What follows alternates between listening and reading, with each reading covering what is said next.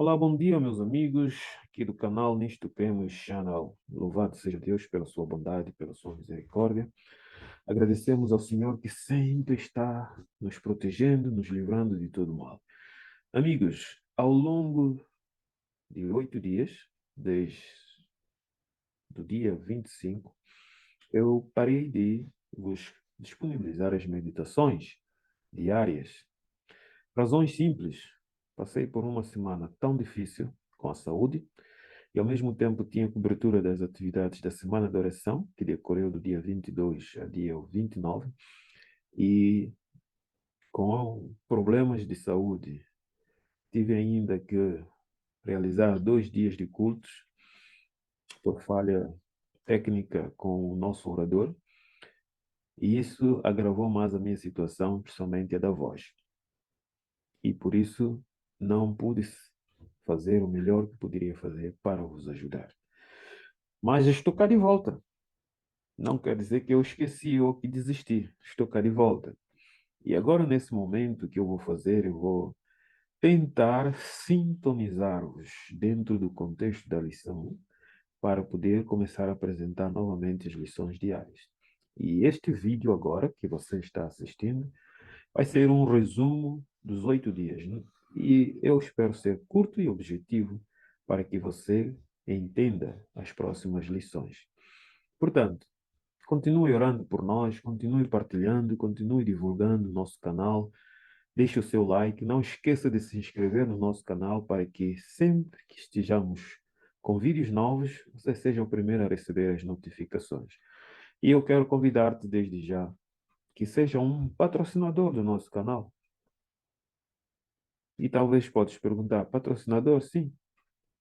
Divulgando o nosso canal, fazendo conhecer. Há muitas pessoas que ainda não conhecem este canal e ali contém mensagens importantes para a vida espiritual. Agora vamos orar para nós podermos meditar na palavra do Senhor. Santíssimo eterno Deus, Pai, Criador dos céus, obrigado pelo teu cuidado. Passei por uma semana difícil, eu e a minha família, mas o Senhor nos protegeu, nos amparou. E aqui estamos de volta para continuar a servir-te. Por isso pedimos que o teu Espírito nos conduza, nos dê entendimento e abençoe cada pessoa que ouvirá estas palavras e aqueles também que hão de partilhar a tua mensagem, que o teu Espírito os possa conduzir. Fique conosco, ó Pai, cerca-nos com a presença dos teus anjos, suplicamos em nome de Jesus. Amém. Então, meu prezado amigo, eu vou aqui partilhar contigo o estudo que nós temos vindo a estudar para que você possa compreender esta verdade, este assunto. No último estudo que eu publiquei, que falava sobre a demora na perspectiva bíblica, nós estudamos e vimos como a palavra do Senhor nos descreve, na sua perspectiva, o que é a demora. Todos nós estamos preocupados com a demora da vinda de Jesus Cristo. Mas Jesus Cristo deixou-nos bem claro que daquele dia e hora ninguém sabe, nem os anjos do céu, nem o Filho, mas unicamente o Pai. E nós podemos assumir de que Jesus hoje já sabe, porque na altura, quando ele fez essa declaração, ele tinha que fazê-lo como homem, porque era homem. Mas ele, como Deus, sabe o dia e a hora. E ele foi claro em dizer aos seus discípulos que não lhes pertencia saber os tempos. Deus não quer que nós estejamos preocupados com o tempo da sua vinda, mas simplesmente que nos preparemos, né? E então ele também contou duas parábolas que nos mostram é, muito fundamentalmente como a demora não tem a ver com o que fazemos ou deixamos de fazer.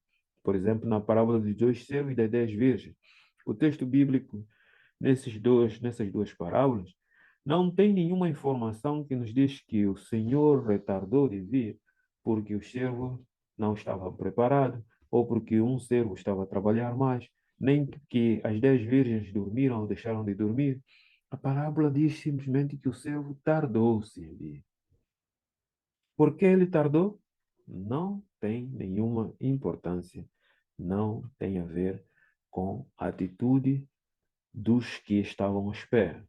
Então, isso nos ajuda a ver quão importante é nós nos preocuparmos excessivamente, não nos preocuparmos excessivamente com a demora. até que Jesus volte, Jesus deseja que continuemos a simplesmente trabalhar. Agora, passando para a lição do dia 25, dia 26 diz a demora e a brevidade, né? Nós precisamos compreender esses dois aspectos. A parábola das 10 virgens é um comentário de Jesus sobre a nossa preparação pessoal para a sua segunda vinda, não exatamente no contexto da demora, né? E Jesus também contou parábolas que referiam à sua brevidade, para que nós possamos entender, ao mesmo tempo que parece demorar, do ponto de vista divino, é breve o tempo.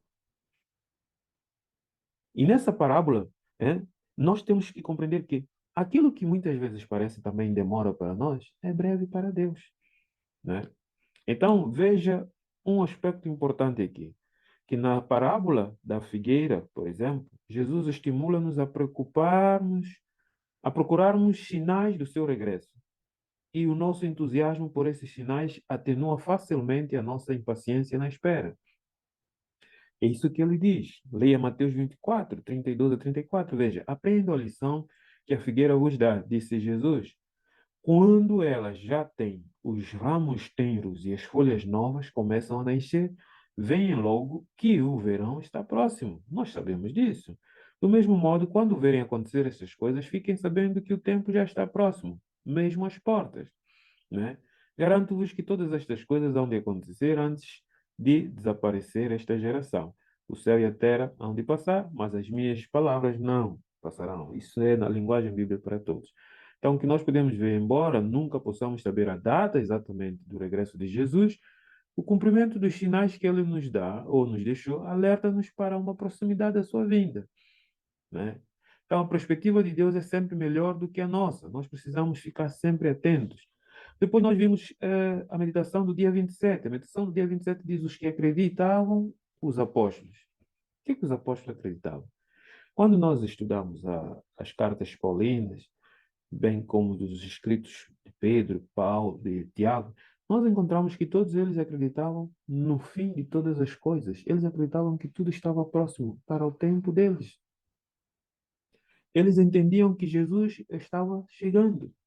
Por exemplo, o apóstolo Paulo, em 1 Tessalonicenses 4, 16 a 17, ele diz: o próprio Senhor, ao sinal dado pela voz do arcanjo e pela trombeta de Deus, descerá do céu, e os que morreram em Cristo, com união em Cristo, ressuscitarão primeiro. Depois, os que estão vivos serão transformados. E mais a seguir, o apóstolo escreveu à igreja de Roma entre os anos 50 e 55 e 58.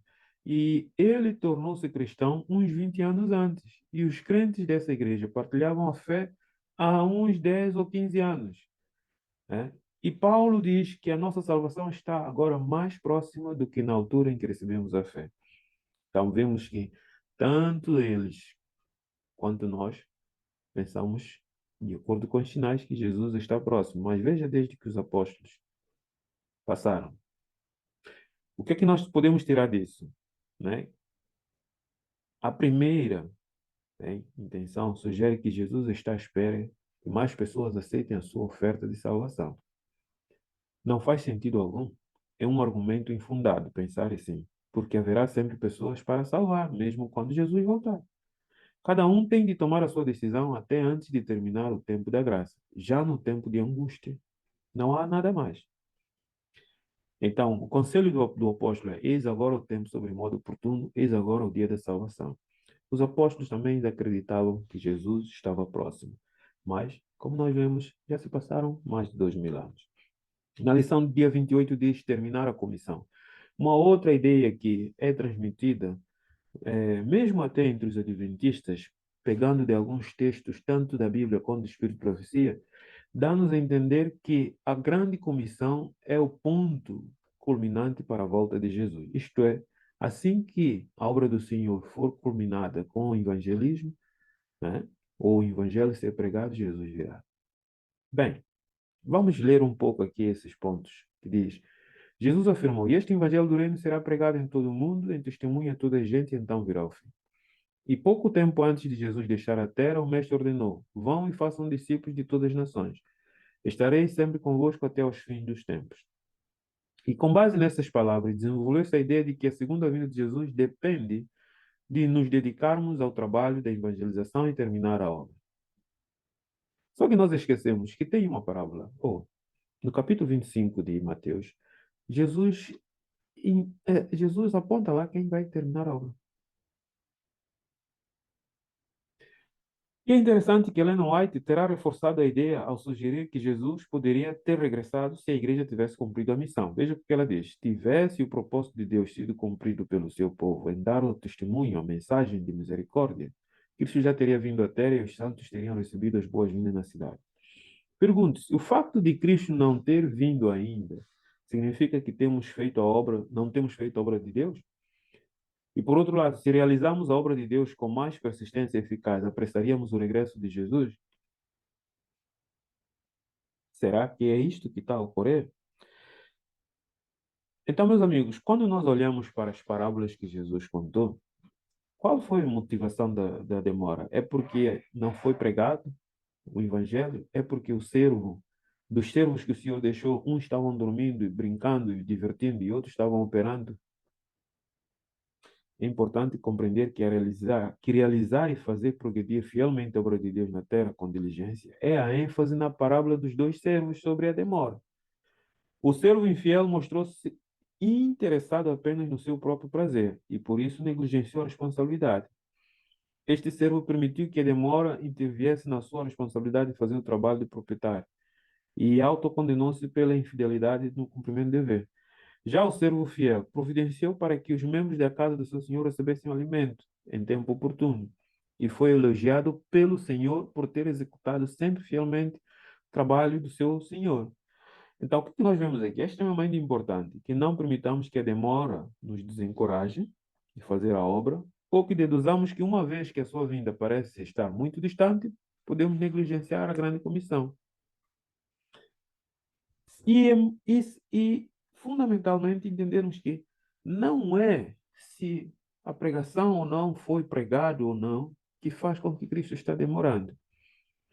A demora é um aspecto apenas no nosso ponto de vista, na nossa perspectiva humana, que estamos limitados pelo tempo e que estamos sempre procurando encontrar um ponto para nós determinarmos se já chegou ou se não. Meus amigos, vivamos o que cantamos no hino 330 do nosso inário antigo, que agora já existe um novo inário adventista, diz: trabalhar e orar fielmente na seara do Senhor. Meu deleite é orar e ocupados sempre estar na seara do Senhor. Isto leva-nos a viver a perspectiva da vinda de Jesus de outro ponto de vista, né? A demora não deve interferir na nossa missão. Devemos cumprir a missão enquanto aqui vivemos. No dia 29, a lição falou de perfeição de caráter. Um outro aspecto muito importante que nós temos aqui dentro do contexto da demora. É, uma outra razão que os adventistas têm dado para a demora da vinda de Jesus é de que o povo de Deus não está espiritualmente preparado. Vemos alguma citação de Sarah White que diz: Cristo aguarda com frequente ou fremente desejo a manifestação de si mesmo na sua igreja. Quando o caráter de Cristo se reproduzir perfeitamente no seu povo, então ele virá para reclamar como os seus. Então, biblicamente, esta noção é talvez defendida com mais frequência, com base nas descrições de 1140, 1400 peço desculpa, 1000 ou 144.000, é o mais certo, 144.000, em Apocalipse 7, 1 a 4, 14, 1 a 5, e nos capítulos 7, os 144.000 são selados antes que os quatro ventos soprem. Isto é, antes do tempo de angústia, antes que o tempo de angústia venha à terra. Então, daí muitos deduzem que talvez é por essa razão que Jesus não veio. Mas será que Jesus não virá porque os seus não estão com caráter formado? Voltando à parábola das 10 virgens, nós encontramos que 5 não estavam preparadas, 5 estavam preparadas. Cristo, o noivo veio ou não veio? O noivo não tardou, nem veio, porque algumas estavam dormindo e outras não, ou todas estavam preparadas ou não. Como nós podemos entender essa questão da perfeição do caráter, quanto na perspectiva da demora? De facto, meus amigos, ambas as parábolas, exatamente, metade das pessoas não estavam preparadas, mas o Senhor e seu noivo veio. O que se espera de nós é que, se queremos ser bem recebidos, e porque não sabemos o dia nem a hora da vinda de Jesus, compramos continuamente a missão e atendamos ao apelo de Jesus. Prepara-te, ó Israel, para te encontrares com teu Deus. Amós 4:12. Prepara-te, ó Israel, para encontrar com teu Deus. Isto é o que nós temos que estar fundamentado nele. Quando Cristo vier a esta terra, não sei se é daqui a 200, 300 anos, não sei, daqui a 5, ou 1 ou 2 anos, não me interessa o tempo. Ele sempre vai encontrar muitos, como na parábola das virgens, 5 loucas, 5 prudentes. E o que diremos? A lição do dia 30 diz razões para a demora. E aqui diz que não devemos minimizar a importância da igreja realizar a obra de anunciar a salvação oferecida por Deus e de todos nós prosseguirmos na nossa diligente preparação para o regresso de Jesus. Não, não devemos, né? Nós temos que olhar para algumas coisas importantes na nossa vida. O texto bíblico, por exemplo, diz-nos que o Senhor ordenou aos israelitas que destruíssem as tribos cananeias quando entrassem na terra prometida, porque o povo que lá vivia tinha ultrapassado o limite do cálice da ira do Senhor. Então vemos aqui uma outra perspectiva que pode apresentar-se como razão da demora. E Ellen White diz que, embora estas nações fossem conhecidas, as outras nações fossem conhecidas por causa da sua idolatria e corrupção, ela ainda não tinha enchido a taça da sua iniquidade. E Deus não daria ordem para a destruição total. Aquelas que o Senhor viu que as suas maldades já estavam cheia no cálice que o Senhor determinou, foram destruídas, mas as outras não. Então, nós podemos ver aqui que há uma outra razão.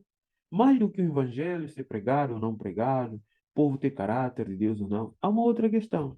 Deus tem o seu tempo limite estabelecido para punir com seus juízos aqueles que estão rejeitando a salvação. Se esse tempo não chegou, o que você acha? Que vai demorar ainda muito ou Cristo tem que vir porque eu sinto que está a demorar muito. Então, quando nós vemos aqui, é que nós precisamos estar operando a nossa salvação, como disse o apóstolo Paulo, mais do que estarmos a procurar factos que possam provar biblicamente de que Deus está demorando ou Jesus está demorando de vir por esta e aquela razão. O salmista diz que o Senhor é a minha luz e a minha salvação. De quem terei medo? Eu creio que verei a bondade do Senhor na terra dos viventes. Espera pelo Senhor e tem bom ânimo, e fortifique-se o teu coração. Espera, pois, pelo Senhor. Isto é que é o fundamental para nós, né? Que o Senhor tem o seu tempo, como o Senhor disse aos seus discípulos. Isto é um tempo de Deus, não é tempo que nos pertence. Mas, apegando de alguns textos que muitas vezes têm como ênfase incentivar-nos a nos prepararmos, a buscar ter um caráter perfeito, buscar ter uma vida de comunhão, de consagração, de santificação, muitos têm especulado a vinda de Jesus, determinando tempos de acordo com os acontecimentos que veem, sejam eles globais ou pontuais, pegam e jogam no mesmo saco. Meus amigos e irmãos, Jesus Cristo está às portas, mas tanto os apóstolos quanto nós não sabemos o dia. Na lição do dia 31, que foi ontem, a perspectiva de Deus, né? Vemos agora a questão da perspectiva de Deus. Por que a demora? Diz que já vimos o sentido simbólico da taça da iniquidade dos povos, que está a encher, e a taça da cólera e da justiça de Deus, que nos dá a entender os castigos que cairão sobre os ímpios transgressores. Agora tentaremos levar em consideração a perspectiva de Deus em lidar com o conflito cósmico entre o bem e o mal, né? E aqui conta-nos algo muito importante. Ao viajarmos de carro, temos uma noção do horizonte relativamente curta. Mas quando subimos num avião a 10.000 metros de altitude, olhamos para baixo. A perspectiva alarga-se consideravelmente. Se subirmos ainda mais num foguetão, teremos uma visão mais abrangente do planeta. Ora, a visão de Deus sobre as circunstâncias no nosso mundo e a relação desses eventos com o conflito universal entre o bem e o mal é muito mais ampla do que a nossa. Não tem nada a ver com a nossa visão. Aquilo que muitas vezes nós achamos que é tão terrível já, que já merecia ser destruição, quando nós olhamos, por exemplo, para a perspectiva de Deus, Deus ainda diz: ainda vou estender a minha misericórdia. Ainda não encheu o cálice da minha ira. Amigos, lembremos que nós somos humanos. Assim, eventos que nos parecem sinais do fim para ele podem não ser. Ou, se são, a linha do tempo na qual Deus está a trabalhar é muito mais longa do que a nossa. Deus sabe que na nossa tão limitada perspectiva temos a tendência de interpretar mal os eventos mundiais como sinais de vinda de Jesus. Por isso Deus preveniu-nos de uma demora. Ele já deixou prevenido de uma demora. Veja que nas duas parábolas ele diz: tardando, seu Senhor, tardando o noivo, para nos deixar de que, apesar das coisas estarem a parecer que já estão piorado de uma forma tal que os juízos de Deus têm que cair para punir os infratores, ainda não esqueçamos que tardando, seu Senhor, pode ser que ainda o Senhor está demorando, porque Ele tem ainda algo para fazer que nós não entendemos. Portanto, meus amigos, a demora é um conceito humano. É na nossa perspectiva, não na de Deus. E isto é importante para nós. A melhor motivação para o esforço diligente de proclamar o Evangelho é o amor pela humanidade perdida. E a melhor motivação para o esforço diligente no desenvolvimento do caráter é o amor a Cristo e o desejo de ser como Ele. Por isso, Jesus contou uma parábola sobre o desenvolvimento dos dons, né? Que o Senhor quer, vamos continuar a desenvolver nossos dons até que Ele volte, pôr em prática as nossas boas obras, né? E viver na perspectiva de hoje, mas lembrando que pode ser amanhã, né? Então, meus amigos, são essas as lições que nós estudamos ao longo desses dias, que eu não pude transmitir, em resumo, que eu trouxe aqui para vocês. Eu espero que possa ser útil para que a lição que começa hoje, dia 1, que eu também vou publicar mesmo hoje para ti, embora atrasado, devia ser desde amanhã, mas você pode ouvir a qualquer tempo, possa fazer nexo, possa fazer ponto de encontro para entendimento. Que Deus possa continuar a nos ajudar nessa perspectiva, olhando que o tempo de Deus não é o nosso, o Senhor não reservou para nós o conhecimento do tempo em que o Senhor há de vir, mas deixou-nos conselhos importantes para que possamos estar preparados e não sermos achados como as 10 virgens, nem como o servo imprudente. Deus te abençoe. Eu quero convidar-te a orar. Amado Deus, eterno Pai, obrigado porque tu estás no controle do tempo. Infelizmente, nós queremos ter esse controle, mas não podemos, porque talvez seria mais catastrófico para nós. Ajuda-nos a manter a nossa fé firme, ajuda-nos na nossa preparação. Que teu Espírito possa continuar a nos guiar na boa obra que o Senhor começou até que o Senhor termine em nós. Fique conosco, abençoa cada um de nós e fortalece-nos para que não possamos fraquejar. Em nome de Jesus te agradecemos e louvamos ao Pai. Amém.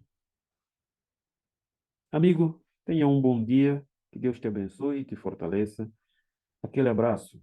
Não esqueça, partilhe a mensagem com os teus amigos e familiares. Nisto Cremos Channel, o canal de esperança.